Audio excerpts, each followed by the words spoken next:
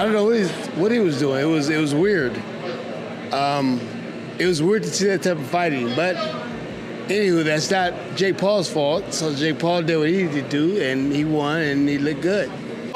Jake Paul looked really good. I think he won all the rounds. I mean, it's good for boxing. I think he deserves a chance to fight for a world title. Jake Paul did get fatigued down the stretch, but he still held on. Jake Paul fought a great fight. You know, he moved around the way he's supposed to, throwing great punches. And for the experience he had, he did fantastic. Junior, on the other hand, he didn't throw any punches until the third or fourth round or something. He was just kind of walking forward, and I don't know what he was doing. It was weird. It was weird to see that type of fighting. But anywho, that's not Jake Paul's fault. So Jake Paul did what he needed to do, and he won, and he looked good. Where do you think Junior goes from here, in your opinion, Shane? Junior needs to retire from here. Junior needs to retire. He needs to retire. I mean, if you can't throw any punches in 2, 3, 4 rounds, you need to retire. I mean, if you can, what are you doing? What are we doing? You just living off. Basically, you're living off your father's name. Yeah. That's basically what you do, because you didn't even fight until the last round, maybe last two rounds, and threw some punches, and you had some success when you threw some punches. Oh, great fight. Julio's back after all he's been through, so I tip my hat off to him. It's not easy, especially through what life throws at you sometimes. But it was a good fight. What did you make of how Jake Paul looked and fought? He's doing his thing. Jake Paul's looking good. Shout out to him. Do you think he's ready to fight maybe a top 15, top 20?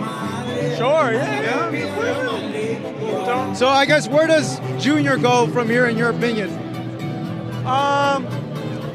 It's up to him. He can retire if he wants, or he can have another fight like this. Fight a YouTuber or something. Yeah. Jake Paul just shocked the boxing world again, this time with a dominant win over former world champion Julio Cesar Chavez Jr.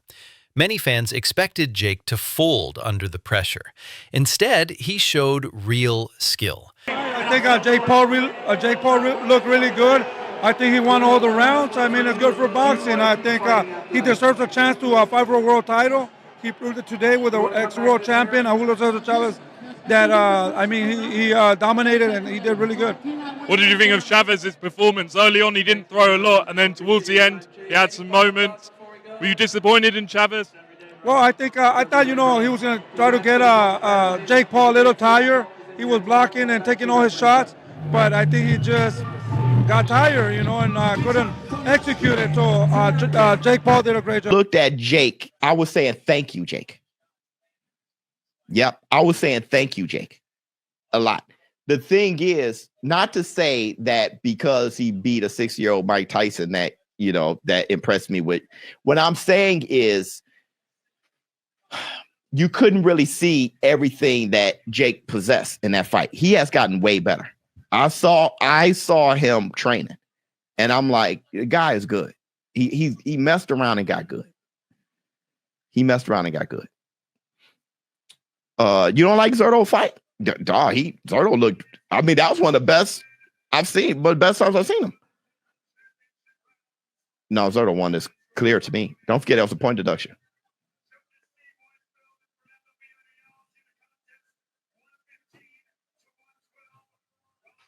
We're on 15, 113. I mean, 113, 112. 117, 110. Yeah, it was clearly Zurdo. Yeah, it was clearly Zurdo, bro. I mean, Zurdo was making a miss. And Zurdo was really, I was impressed by Sharp footwork, solid conditioning, and a disciplined jab that kept Chavez guessing all night. Even boxing legend Shane Mosley praised Jake, saying he moved well, threw smart punches, and looked fantastic given his experience. Paul has defeated Chavez Jr., right? This fight, Chavez got active in them last 3 rounds, and he really showed his power. But throughout most of the fight and throughout those first 5 or 6 rounds, right, most of us were saying, is Chavez here to fight or not? Because he was not throwing very much at all. And then you thought maybe the strategy is let Jake Paul get tired because he's not used to going 10 rounds. And then maybe in those last couple rounds, you could get him. But Jake Paul did get fatigued down the stretch, but he still held on. He looked well even in the final 3 rounds when Chavez was pouring it on enough to get over the top. I'd say it's impressive considering Chavez Jr. is a former champion for Jake Paul. Probably going to get a title shot soon. My question to y'all is, what did y'all think of the fight? When Chavez first came out, man, I'm like, he's not throwing. Jake Paul looked really active. I go, when is Chavez going to throw? Then Chavez began to throw, and you thought maybe the strategy is let Jake Paul get tired and then try to beat him down the stretch, right? Which I think that was the strategy. But Paul proven to hang on, and Chavez goes down in this one. So, guys, what do y'all think about the fight? What do you think about Jake Paul's performance, and can he get a title? You and Cesar Chavez Jr. tonight. Now, in round 9, the heat really turned up. Did you feel the Mexican power that he promised, or do you feel like he didn't perform the way you thought that he would? No, yeah, he brought a hard fight there at the end, and that's that Mexican warrior style. I don't know how he was eating all those punches, to be honest. My hands low-key hurt from his face, and so respect to him. He had good cardio, and he came on strong at the end. He's a very, very strong guy, had a lot of power, but people underestimate my chin and my ability and my toughness. Jake, Jonathan Agger of Pro Boxing Fans. During the week, you had a viral interview with Piers Morgan where he said that he didn't think that you would beat Chavez. He felt like when you fight a former world champion, you'll come unstuck. What did you prove to not only him but other people that have criticised you? Yeah, look, at the end of the day, actions speak louder than words. So people can sit behind their desks and sit on their TV shows and say a lot of things about my career, but everyone's tuning in, everyone's watching, and I just continue to win. And you mentioned Anthony Joshua. Does it end there? Would you want to bring Tyson Fury out of retirement? Man, there's too many people for me to fight. I need more time. At the end of the day, that's the only thing I can't do is create more time. So we'll see what happens. Chavez Jr., on the other hand, drew criticism for his sluggish start. Some analysts called his performance weird, and many are now suggesting it's time for him to hang up the gloves. YouTube this, YouTube that, Disney that. This shit is not a joke. I'm knocking out the best of the best, beating all of these people time in and time again. And it's about time that you old heads and all these fucking boxers who think they know about the sport put some respect on my name. Yeah, but you're not going to look, you're going to make a ton of money. Listen, I think as a businessman, you are brilliant, right? I give you full credit for that. When you took on Mike Tyson as a business enterprise, there's no argument. You absolutely crushed the numbers, crushed the money and everything else. But the idea that you can say on the one hand, I'm a killer, I get in the ring with the best people, and you get in the ring with a guy who's 50, he's literally nearly as old as me. I'm not talking about Mike Tyson. I'm talking about Anderson Silva, Tyron Woodley, champions in their sport, Golden Gloves champions, Ryan Borland, Andre August, undefeated fighters. The list goes on and on. But what great boxer have you been in the ring with? Former world champion on Saturday, Julio Cesar Chavez Jr., son of the greatest Mexican fighter of all time, besides me, of course. Like, I don't know what you guys want to see. I tried to fight Canelo. He ducked out of it. You asked him about that. You said he's going to kill me. So what do you want? You're laughing when you say, oh, Jake is going to fight Canelo. I think you would kill him. But then you're like, oh, you're not fighting this guy. You're the problem here with this whole situation and criticism of my career. I'm trying to fight the best people, and that's why Chavez is here on Saturday. I want Canelo. I want Anthony Joshua. I want all these people. It's been 5 years in this sport. But the problem is the only proper boxer you fought was Tommy Fury, and he beat you.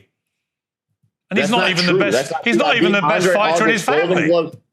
Golden Gloves champion Andre August, Brian Borland as well. Anderson Silva was an undefeated boxer. I mean, you can sit there and make up shit, but you actually don't know your facts. I've fought multiple boxers with professional records, and including Mike Tyson himself, who I think is going to be a hard. Respected fighters like Rayo Valenzuela and Jose Benavidez Sr. have now publicly recognized Jake's progress.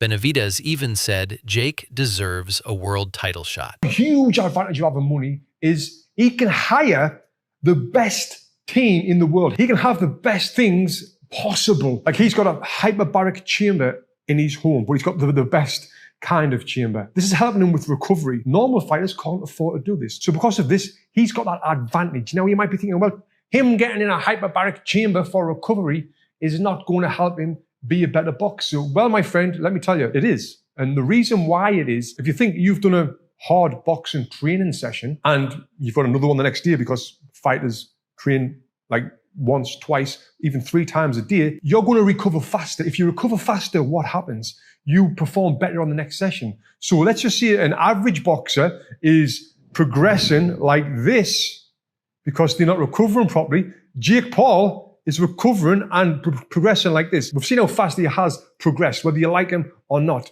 He's come from 0 boxing experience to where he's at now. Now, you might be saying, well, Tony, he's fighting an old man. Oh, mate. Just look at who Floyd Mayweather fought on his 6th fight, then look at who Jake fought on his 6th fight, and just see here the comparisons right there. Now, back to the money. Having that money, he's doing hyperbaric chambers. He's got the best sports scientists, the best trainers around. And if I was still fighting right now and I couldn't afford what Jake's got, what I would be doing is watching what he's doing. Now, you might think that is absolutely crazy. Why would I want to watch Jake Paul? Well, because like I said, he's got the best equipment, he's got the best trainers, he's got the best team that money can buy. If you can take snippets of that for in your training. Not going to be me, but I'm training harder than ever. I know this is my toughest opponent yet. Maybe not the biggest name opponent yet, but it's still going to be a super, super good fight. So make sure everyone pull up Anaheim, California, Ticketmaster.com. Be there, baby. I was going to say that, you know, do you think this is the toughest opponent? Obviously, he's still a guy who was, you know, he's not all that old. He's got a ton of fights. He's got, I think, 61 pro fights. Think this is the toughest challenge for you if you take everything into consideration?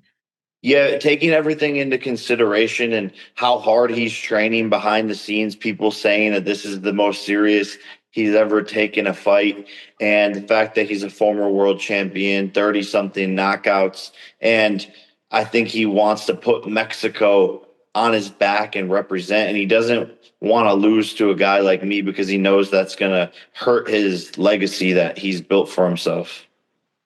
Yeah, I was going to say, Jake, if you see video of him, it looks like he's training hard. I think if there's one criticism, obviously, as you know, of his that people have always said is that, hey, he doesn't train hard, doesn't work as hard as he should, but he's a guy with a lot of talent. But if he is working hard and he does still have that talent, obviously, that could make for a dangerous opponent, couldn't it? Yeah, 100%. And that's what I bring out of my opponents. You know, even when I fly sparring partners in, they go harder than they normally do with other guys because they want to prove a point because it's me. They don't want to get beat up by a guy who's only been doing this for 5 years or so. So they always bring their A game, and that's why I'm always at my best as well, because I have to bring my A game every time. Even Showbiz the Adult, a tough critic, admitted Jake messed around and got good. Jake fired back at critics, saying, "They said I couldn't last. I just beat a former world champion." He's like, yeah, every fight's different. He's young, so he has a lot of energy. I think that, you know, Jake also has a lot of power. Chavez Jr. has never seen. Again, he's moving up, I don't know how many weight classes from middleweight. Probably never fought a guy that hits as hard as Jake does. Not to say that Jake's, you know, exorbitantly powerful or anything like that. He may be, but it's just he's a cruiserweight. Chavez Jr.'s fought, I think, once at cruiserweight, maybe twice now. Jake's youth is a massive factor for him. Chavez Jr. is 39. He's not, you know, 50 or whatever, but got a lot of boxing miles on him, has some, obviously, outside of the ring substance issues, been out of the ring and on and off for the last however long, has taken massive breaks. So all that's going to factor in. News, Jake Paul is going to be taking on former world champion Julio Cesar Chavez Jr. in a fight that I think is going to fool a lot of people. And what do I mean by fool a lot of people? What I mean is people are going to, on paper, look at this and be like, oh, Jake Paul gets schooled here, gets schooled here. Chavez Jr. is 39. He was not known as a very disciplined boxer during his prime. That's one of the reasons he had such a heavy decline. He's also a lot smaller than Jake Paul. What I will say about Jake Paul is he is a genius, or his team and management are geniuses at giving him opponents that people on paper look at and be like, oh, Jake Paul's not a real fighter. He won't be able to beat this guy. This is very, very, very, very minimal risk for Jake Paul. The only factor that could come into play here is if Chavez Jr. decides he actually wants to show up properly for this fight, conditioned, and use his experience to win. But Jake Paul, for me, and his team have been very, very careful about who they matchmake him against ever since the Tommy Fury fight. You know, ever since here, we haven't seen him in there with someone his own age, his own weight, and his own sort of experience. For me, if Jake Paul wants to be a YouTube boxer still, and he wants to be considered an influencer boxer, matchmaking him against these guys that on paper, oh, this is a big challenge for Jake Paul, in reality not really, is okay. But I think if Jake Paul actually is what he says he wants to be, and he wants to make that step up, man, he's going to have to take risks. What more do you want? With youth, power, and momentum on his side, Jake Paul is no longer just a YouTuber in the ring. He's a real contender. And love him or hate him, he's not going anywhere. Subscribe for more fight breakdowns and boxing news.